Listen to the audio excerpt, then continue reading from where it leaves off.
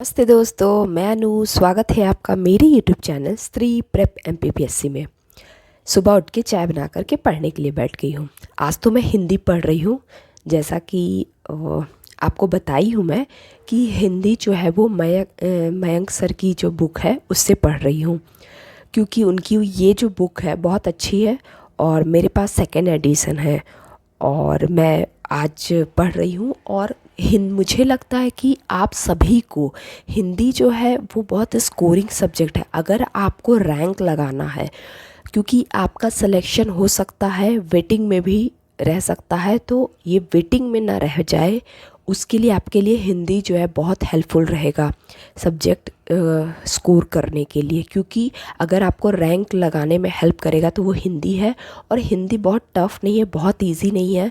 आप ऐसे समझ सकते हैं कि अगर आपका मीडियम हिंदी है, जैसे मेरा भी मीडियम हिंदी है, तो आपको हिंदी एटलीस्ट स्कोर करना ही चाहिए। क्योंकि निबंध लेखन में हो सकता है कि आपके में आर्ट किस तरह का है उसके हिसाब से मार्क्स मिलेंगे, लेकिन हिंदी में है कि आपको मैथ्स की तरह मार्क्स मिलेंगे। अगर किसी भी चीज़ का अगर मतलब विलोम शब्द, पर्यायवाची अगर आता है, जो कुछ भी क्वेश्चन आते हैं, अगर आप उसको सही करते हैं तो पूरे मार्क्स मिलेंगे, और अगर वो नहीं जानते तो फिर ज़ीरो मार्क्स मिलेंगे। तो इस वजह से हर कोई टॉपर या टीचर यही कहते हैं कि आप स्कोर करना है तो हिंदी से करिए। तो इसलिए मैं हिंदी पढ़ रही हूँ। मुझे आप सभी को पहले तो बहुत बहुत धन्यवाद देना है मेरी वीडियो को लाइक, शेयर और सब्सक्राइब करने के लिए। ये वीडियो 4-5-6 दिन बाद आ रही है। उसका रीज़न क्या है कि मेरी तबीयत ख़राब हो गई थी, मुझे वायरल हो गया था। अभी भी मैं कम्प्लीटली ठीक नहीं, लेकिन हाँ बेटर हूँ। और मुझे होने के बाद मेरी बेटी को भी हो गई, तो थोड़ी उसको भी टाइम लगेगी। क्या है ना, बच्चे को या किसी को भी तबीयत ख़राब होने में ज़्यादा टाइम नहीं लगता है, लेकिन ठीक होने में थोड़ा टाइम लगता है।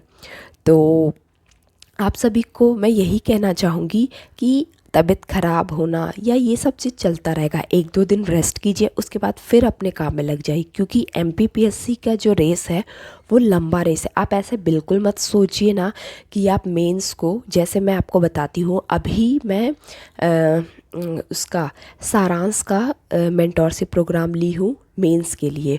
तो मुझे एक कमेंट आया था उससे रिलेटेड कि मैं कंफ्यूज हूँ कि मैं उसे परचेस करूँ या नहीं। तो मैं क्यों परचेस की, पहले मैं आपको ये बताती हूँ। मैं इसलिए परचेस की ना, क्योंकि मैं एक हाउसवाइफ हूँ। मैं एक स्टूडेंट या एक एस्पेरेंट नहीं हूँ कि मुझे कोई बताए कि आप आंसर राइटिंग ऐसे लिख सकें, या फिर मैं आंसर लिख करके किसी से चेक करवाऊँ। ये मेरे लिए पॉसिबल नहीं है। और ना ही मेरा ऐसा कोई ग्रुप है कि मुझे कंपटीशन जैसा भाव हो कि क्या पढ़ना चाहिए, कितना पढ़ना चाहिए, कौन कितना पढ़ रहा है। तो ये इसलिए मैं कोई ऐसा बैच ज्वाइन करती हूँ ताकि मेरा जो पढ़ने का फ़्लो है वो बना रहे। क्योंकि आपको मैं बताती हूँ, कोई अच्छी चीज़ डेवलप करने के लिए आपको जो है कुछ ना कुछ एक्स्ट्रा करना ही पड़ेगा। अगर आपका बजट है, क्योंकि वो जो बैच है वो 2999 में है, तो हो सकता है कि कुछ स्टूडेंट हों जो नहीं कैपेबल हो देने में हो, लेकिन तो वो सेल्फ स्टडी भी कर सकते हैं, ऐसा नहीं है। क्योंकि जब आप स्टूडेंट होते हैं ना, तो एक आपकी पढ़ने की आदत होती है, आपका सर्कल होता है, और आप किसी से पूछ के बात करके इस तरह आप मैनेज कर सकते हैं। लेकिन जब आप हाउसवाइफ होते हैं तो आपका मतलब ना कोई सर्कल होता है, ना कोई एस्पेरेंट होता है, और हम किसी को बताते भी नहीं है कि हम पढ़ाई कर रहे हैं।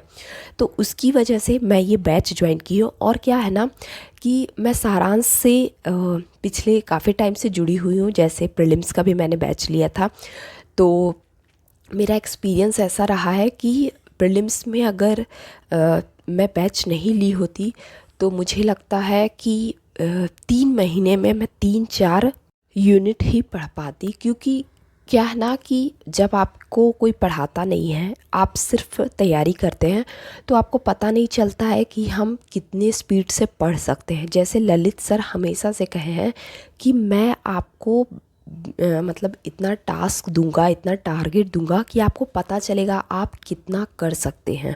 क्योंकि जब तक आप ये नहीं करेंगे तब तक आपको नहीं पता चलेगा कि आप कितना कर सकते हैं। तो इससे मुझे प्रीलिम्स के बैच में काफ़ी मुझे बहुत कुछ सीखने मिला। और आपको मैं ये भी कहना चाहूँगी कि लाइफ जो होती है वो सीखने के लिए होती है। आप कहीं भी जाइए, कहीं भी कुछ भी कीजिए तो आपको सीखने को मिलेगा। बस ये है कि आप अपना जो नेचर है वो सीखने का रखें। तो इसलिए मैं अपना चाहती हूँ कि मैं कंटिन्यू मेंस का भी करूँ, क्योंकि अब जैसे मैं अगर मेंस का ऐसे बैच ज्वाइन नहीं करती हूँ, क्योंकि कुछ लोग हैं जो सोचते हैं कि अभी हम मेंस का क्यों ज्वाइन करें, आखिर देना तो हमें 26 में प्रीलिम्स ही है। जैसे मेरा भी इस साल प्रीलिम्स क्लियर नहीं हो रहा, तो मुझे नेक्स्ट ईयर प्रीलिम्स ही देना है।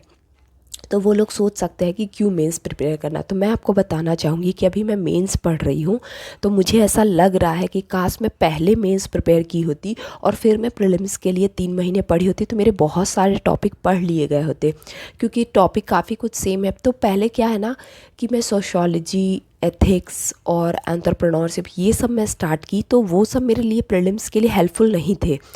तो अगर मैं इधर के सब्जेक्ट जो कि प्रीलिम्स में कॉमन है, अगर वो पढ़ी होती तो काफ़ी हद तक मुझे उससे हेल्प मिलती और काफ़ी स्कोर करने में भी मुझे सहायता होता। तो मैं यही कहना चाहूँगी कि अगर आपका कोई ग्रुप है, आपका कोई ऐसा है कि आप साथ में ग्रुप स्टडी करके पढ़ सकते हैं, आपका पढ़ाई का फ़्लो बना हुआ है, या फिर आपको एक्सपीरियंस है, जैसे जो सक्षम बैच है यहाँ हमें सर क्लासेस ले रहे हैं। जैसे मैं आपको बता दूँ कि सोशियोलॉजी और एंटरप्रेन्योरशिप जो है, ये 2 सब्जेक्ट जो है सर हम लोगों को शौर्य बैच में पहले ही पढ़ा चुके हैं, तो वो रिकॉर्डेड फॉर्म में है, तो वो हमें रिकॉर्डिंग ही देखना है। और बाकी के जो सब्जेक्ट है वो सर लोग स्टार्ट कर दिए हैं पढ़ाना। तो क्या है ना कि आप लोग मतलब अगर लेना चाहे तो आप ले सकते हैं, और नहीं लेना चाहे तो आप खुद भी पढ़ सकते हैं, लेकिन मेरे लिए डिफ़िकल्ट है, या जो हाउस वाइफ रहती है उनके लिए डिफ़िकल्ट होता है। तो इससे मुझे लगता है कि, और क्या है ना कि अब मैं आपको और एक चीज़ बताना चाहूँ, जैसे क्या है ना कि अगर आप सारांश से जुड़े हैं तो आपको पता होगा कि जो हमें वीडियो क्लासेस होती है वो 24 घंटे में अपलोड हो जाती है, बट कभी कभी होती है कि 24 घंटे में अपलोड नहीं होती है। कभी सर लोग कहते हैं कि PDF कल मिल जाएगी, कि 2 दिन बाद मिलते हैं। तो ऐसे छोटे मोटे इशू कहीं भी आप अगर ऐड होते हैं तो ये होगी। और ये जो है सारांश, ये मुझे लगता है कि अभी सर लोग बैच स्टार्ट किए हैं, मुझे लगता है एक बैच और इनका मुख्य परीक्षा का रहा था, जिसमें इन्होंने जितना कोशिश किया अपना, और इस साल इनका सेकंड बैच है, तो ये अपने तरफ से बहुत अच्छा कर रहे हैं और कोशिश कर रहे हैं, ठीक है। तो हम लोग हाउसवाइफ के लिए सबसे बड़ी बात यह है कि हमको जो है कोई गाइड करने वाला नहीं, कोई बताने वाला नहीं है कैसे हम आंसर फ्रेम करें। अब जैसे यहाँ पे सर हमारी कॉपी चेक नहीं करेंगे, हमारा टेस्ट सीरीज इसमें ऐड नहीं है, लेकिन वो हमें बता रहे हैं कि अगर ये क्वेश्चन आता है, जैसे ललित सर हम लोगों को भी पढ़ाए पॉलिटी, तो उसमें बताया कि अगर जिलाधीश से रिलेटेड अगर कोई क्वेश्चन आता है तो हम उसे 7 मार्कर या 10 मार्कर में किस तरह से लिख सकते हैं, और हमें नोट्स मेकिंग किस तरह से करना चाहिए। तो सारांश के नोट्स मिल रहे हैं हमें, और किस तरह से नोट्स बनाना, ये सब मुझे गाइड किया जा रहा है, तो मेरे लिए काफ़ी हेल्पफुल है। और मुझे लगता है सारी हाउसवाइफ जो है उन लोगों को भी ये कमी रहती है कि कैसे पढ़ें, कैसे आंसर फ्रेम करें, नहीं समझ में आता है। तो मुझे लगता है कि अगर आप ज्वाइन कर सकती हैं कहीं पर भी, तो आप बिल्कुल ज्वाइन करिए, और उनके अंडर में जैसा वो पढ़ा रहे हैं बिल्कुल आप वैसे फॉलो करके पढ़ाई कीजिए। आपका सिलेक्शन होगा और आपका कॉन्फिडेंस बिल्ट होगा। मुझे एक कमेंट और आया था कि आप बच्चे के साथ कैसे मैनेज करते हो, तो मैं आपको बताना चाहूँगी कि मेरे यहाँ खाना बनाने के लिए हाउस हेल्पर लगी हुई हैं, तो वो ना नवंबर दिसंबर 2 महीने छुट्टी पे थी। तो उस समय मुझे बहुत प्रॉब्लम हो रही थी, क्योंकि मुझे खाना भी बनाना पड़ रहा था और बच्चे भी संभालना पड़ रहा था। उस समय मुझे ऐसा लगता था कि कैसे मैं प्रिपरेशन करूं, क्योंकि कभी कभार ऐसा होता था कि मैं मतलब क्लासेस तो मैं अटेंड कर ले रही थी सारांश में, लेकिन मैं 1-2 घंटे ही मुश्किल से पढ़ पा रही थी, क्योंकि बहुत डिफ़िकल्ट हो जाता है आप सारे काम करने के बाद पढ़ना। लेकिन अगर आपका मतलब विल पावर स्ट्रॉन्ग है तो बिल्कुल आप कर सकते हैं।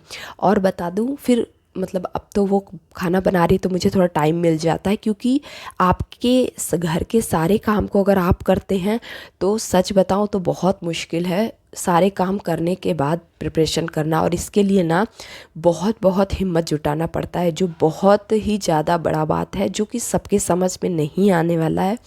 ठीक है। लेकिन हाँ, आपको 2-3 पॉइंट पे ध्यान देना पड़ेगा। पहला कि आपको प्रायोरिटी देना पड़ेगा कि आपके लिए इम्पॉर्टेंट पहले क्या है, ठीक है। उसके बाद ये काम जो है जो आप कर रहे हैं, ये अगर इम्पॉर्टेंट है तो आप करिए, अगर इम्पॉर्टेंट नहीं है तो इसको मत कीजिए। भी हो सकता है कुछ काम हो सकते हैं जिसको आप 2 दिन 3 दिन पे भी करें तो मैनेज हो जाए।